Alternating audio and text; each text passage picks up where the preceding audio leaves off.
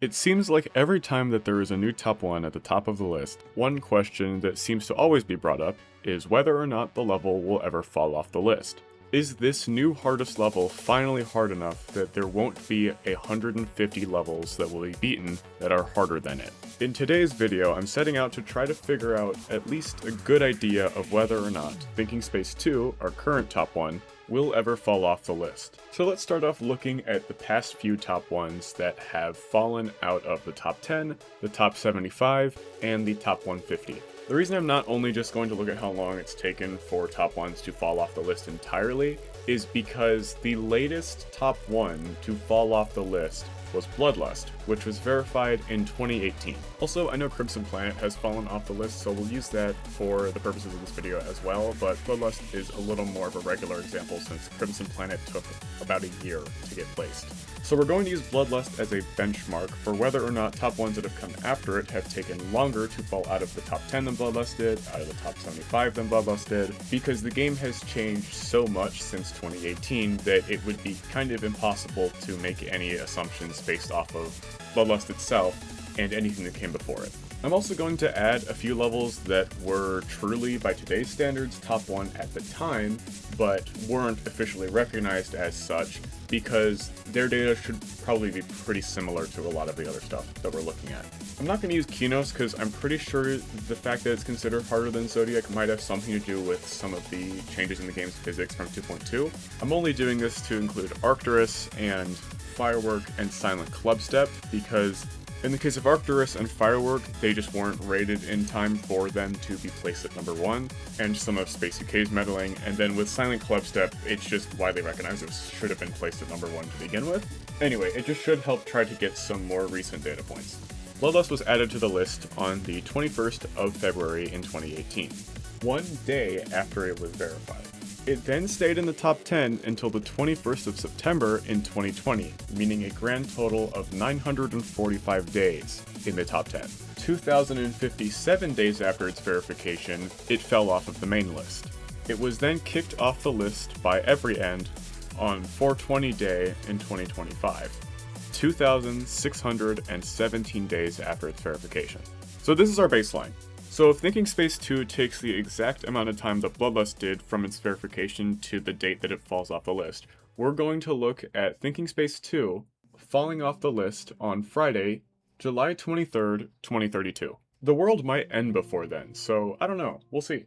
Next up is Crimson Planet, which is the only other level we're talking about today that has actually fallen off the list. It was verified on May 19th, 2018, added to the list almost a year later, fell out of the top 10 1,216 days after its verification, fell off the main list after 2,292 days, and then fell off of the extended list after 2,852 days, which is actually longer than it took for Bloodlust. Keep in mind I will continue just measuring from the verification date because it's pretty whack depending on when the level was rated, how long it took for each level to get placed. You can already see, even just with the first 2 levels, it took 1 day for Bloodlust to get placed after it was verified, and it took 356 for Crimson Planet. In case you were wondering, if we're going by that pace instead, Thinking Space 2 will fall off the list on Tuesday, March 15th, 2033.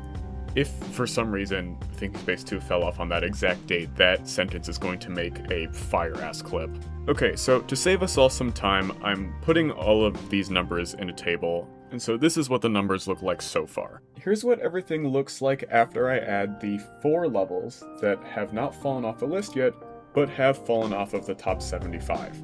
For the Golden, because N-Swish's video is no longer public, I googled when the verification took place, and apparently it was April 17th, 2020, and also April 18th, 2020, so I'm just gonna go with the 17th, but all of the numbers for that row are 1 day off. If it was the 18th, I'm sorry. What's interesting is it took a lot longer for Crimson Planet and Zodiac to fall out of the top 10 after their verification than the Golden, Tartarus, or Arcturus, and I think part of this is because we started to see more activity in the top place scene after the pandemic era.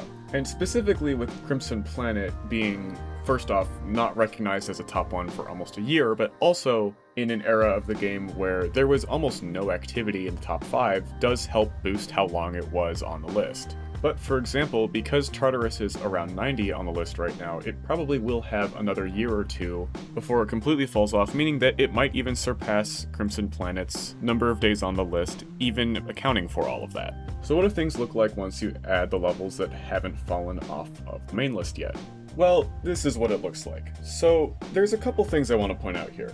One is that in terms of how long it takes for levels to fall out of the top 10, we're not exactly seeing very much of a change. Sure, Silent Clubstep took longer than any previous level on this list, and with the exception of Avernus, any level that has been at the top 1 spot after the end of 2021 is taking more than 1,000 days to fall out of the top 10, which is like 3 years. Like that's still pretty insane. But you might think that because of this, that the rate of which levels are being added to the list isn't necessarily slowing down, but I don't think that's necessarily true.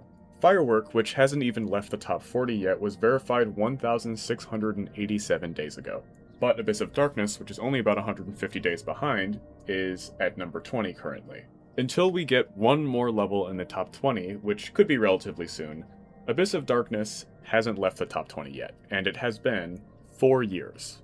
It still has 55 places to fall before it leaves the main list, and I don't think that that's going to be happening anytime soon. Even if we were to assume that Abyss of Darkness is going to fall at the exact same rate from the top 20 to the top 75, as Tartarus did, that means we would be tacking on an extra 1,004 days until it falls off of the main list. So 2,536. From verification to falling off the main list, which is still a significant increase from literally every other level that has fallen off of the list that used to be top 1. And that's just assuming that it falls at the same rate that Tartarus did, which I don't necessarily know is going to be the case, because the difficulty gap between Tartarus and Abyss of Darkness is fairly large. Not to mention that if we extrapolate this rate of falling down the list to leaving the extended list, we're probably looking at a couple more years after that, so probably around 4 to 5 more years of Abyss of Darkness on the list, which I, again, don't necessarily know if that's going to be true. But it does help illustrate my point that I don't think that things are going to remain the same. Keep in mind, even if somehow we had enough players who were good enough to beat levels that were harder than Thinking Space 2, to the point where it would fall down the list at the same rate as Bloodlust or Crimson Planet, we're still looking at like 7 years out is when this level would be falling off of the list. But Abyss of Darkness was verified in April of 2022. And it's still in the top 20, so if it somehow manages to leave the extended list within 3 years, which it most likely will not, then we might be looking at a relatively similar fall-off period for Thinking Space 2. But honestly, I doubt it. All of this is to say that we also don't know how active Geometry Dash will be in the coming years. Yes, this community has shown that it can be resilient in the face of a lack of updates or involvement from the developer, but if Thinking Space 2 does genuinely take the exact amount of time that Bloodlust did, which it won't, and finally stumbles off of the extended list on Friday, July 23rd, 2032, we're still assuming that 1, the community remains about as active as it has been on average for the past 8 or so years, and 2, the same amount of people will be able to verify levels that are harder than Thinking Space 2, and I definitely think that at least that second one is not true. So what is the main takeaway? Will Thinking Space 2 ever fall off of the list? I honestly think it comes down to whether or not you think the game will remain active for long enough.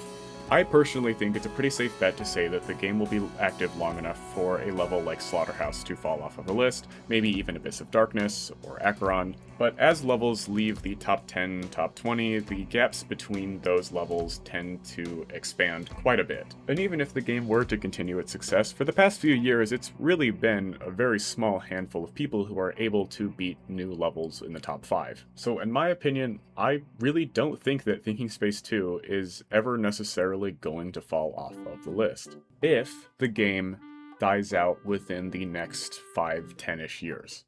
That being said, if you had asked me in 2018 how long Geometry Dash was going to last, I would not have said it would last another 8 years or more. But look where we are now. It's possible that this community remains active for long enough that there will be people who are attracted to the game who are able to beat more and more increasingly difficult levels. Let me know down in the comments what you think. Do you think Thinking Space 2 is ever falling off the list? What about other levels like Slaughterhouse or Acheron? Also, if you want to look into more of the Demon List history for yourself, I just looked at the actual Point and Create website and the position history for these levels, and then used an online, date calculator, number of days calculator thing that I'll link in the description, to figure out the differences in days and whatnot. Thank you for watching today's convoluted ass video.